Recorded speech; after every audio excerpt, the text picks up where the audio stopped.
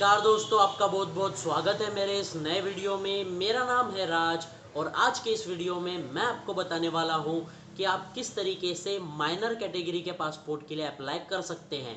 मतलब अगर आपकी उम्र 18 साल से कम है या फिर आपके बच्चों के लिए आपको आपका पासपोर्ट अप्लाई करना है तो उसे किस तरीके से अप्लाई करना है, इसके बारे में कंप्लीट जानकारी मैं आपको देने वाला हूँ इस वीडियो में।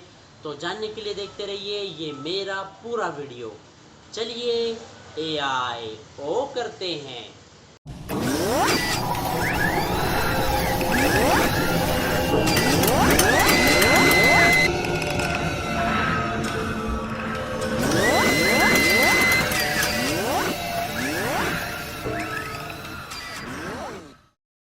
ओके फ्रेंड्स, तो सबसे पहले मैं आपको बताना चाहूँगा कि नॉर्मल पासपोर्ट के लिए जिस तरीके से आप अप्लाई करते हैं, मतलब एडल्ट पासपोर्ट के लिए वही सेम प्रोसीजर होती है माइनर पासपोर्ट के लिए भी अप्लाई करने के लिए, लेकिन उसके अंदर सिर्फ कुछ रूल्स जो है वो चेंज हो जाते हैं।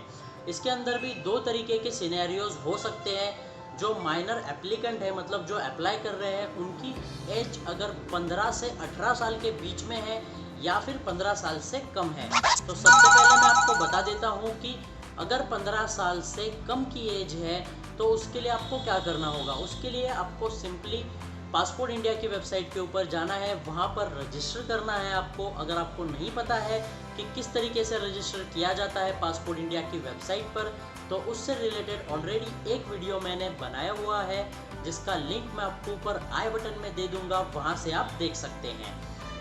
तो रजिस्टर करने के बाद आपको वहाँ पर अपॉइंटमेंट बुक करनी होती है, पेमेंट करना होता है और आपके नियरेस्ट पासपोर्ट सेवा केंद्र, मतलब जिसे कि पीएसके कहते हैं, वहाँ पर आपको डॉक्यूमेंट वेरिफिकेशन के लिए विजिट करना होता है। मैं आपको बता दूं दोस्तों कि ये सारी जो प्रोसेस है पासपोर्ट मिलने की, इसमें लगभग 15 से 20 दिनों का समय लग सकता है।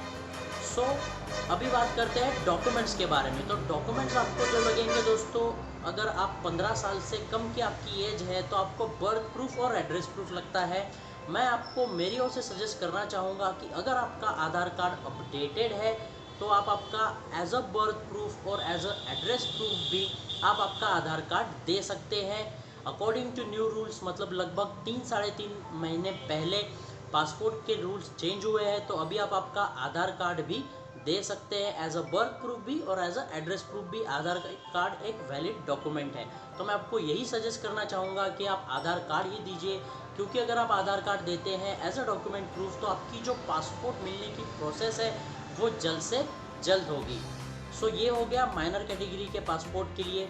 अभी आते हैं जो दूसरे तरीके का सिनेरियो है 15 से 18 साल। ये भी माइनर कैटेगरी में आता है, लेकिन 15 से 18 साल की अगर एप्लीकेंट की एज है तो उसके अंदर दो तरीके के सिनेरियोज, मतलब दो तरीके के पासपोर्ट आपको मिल सकते हैं। एक जो होता है वो फुल वैलिडिटी पासपोर्ट, मतलब 10 साल के लिए उसकी वैलिडिटी होगी, और दूसरा होता है 5 ईयर्स के लिए वैलिडिटी वाला पासपोर्ट। तो आपकी जो रिक्वायरमेंट है उसके अकॉर्डिंगली आप अप्लाई कर सकते हैं पासपोर्ट के लिए 10 साल या फिर 5 साल की वैलिडिटी के लिए। उसमें भी सेम आपको वही करना है, पासपोर्ट इंडिया की वेबसाइट पे रजिस्टर करके वहाँ पर आपकी सारे जो डॉक्यूमेंट्स हैं वो वहाँ पर प्रॉपरली सिलेक्ट करके अपॉइंटमेंट आपको बुक करनी होती है पासपोर्ट सेवा केंद्र की, और डॉक्यूमेंट वेरिफिकेशन के बाद आपको आपका पासपोर्ट मिल जाता है। इंडियन स्पीड पोस्ट से आपको आपका पासपोर्ट आता है दोस्तों। 15 से 20 दिन का समय इसके अंदर भी लगेगा। और डॉक्यूमेंट प्रूफ के अलावा अगर आप ईसीआर कैटेगरी में आते हैं दोस्तों तो आपको सिर्फ बर्थ प्रूफ और एड्रेस प्रूफ लगेगा। अगर आप ईसीएनआर कैटेगरी में आते हैं तो आपको एजुकेशनल क्वालिफिकेशन का सर्टिफिकेट भी देना होता है। ये सारे जो डॉक्यूमेंट्स लगते हैं दोस्तों, एड्रेस प्रूफ, बर्थ प्रूफ और ईसीएनआर कैटेगरी के पासपोर्ट के लिए आपको जो जो प्रूफ्स लगते हैं, इनकी कंप्लीट डॉक्यूमेंट्स की लिस्ट मैं आपको इस वीडियो के डिस्क्रिप्शन में दे दूंगा। दोस्तों मैं आपको बता दूं कि अगर आप माइनर कैटेगरी के पासपोर्ट के लिए अप्लाई कर रहे हैं, एप्लीकेंट की एज अगर 15 साल से कम की है तो आपको पासपोर्ट सिर्फ 5 इयर्स वैलिडिटी वाला ही मिल सकता है। आप 10 इयर्स वैलिडिटी वाले पासपोर्ट के लिए अप्लाई नहीं कर सकते हैं। और मैं आपको बताना चाहूँगा, अगर आपको नहीं पता है कि आप किस कैटेगरी में आते हैं, ये 15 से 18 साल के माइनर कैटेगरी के बारे में मैं बात कर रहा हूँ।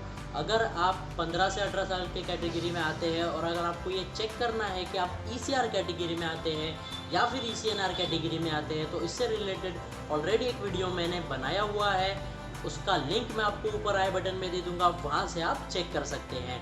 तो ये थी कंप्लीट इन्फॉर्मेशन दोस्तों कि किस तरीके से आपको जो है माइनर कैटेगरी के लिए पासपोर्ट के लिए आपको अप्लाई करना है।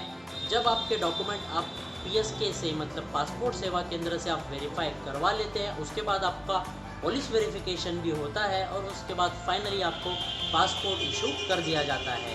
तो आज के इस वीडियो में बस इतना ही दोस्तों। आई होप कि आपको ये वीडियो अच्छा लगा होगा। अगर आपको ये वीडियो अच्छा लगा है तो प्लीज़ वीडियो को लाइक ज़रूर कीजिए। नीचे कमेंट्स में लिखिए अगर आपके कुछ सवाल है, सुझाव है, तो मैं आपके कमेंट्स का रिप्लाई ज़रूर दूंगा 101%।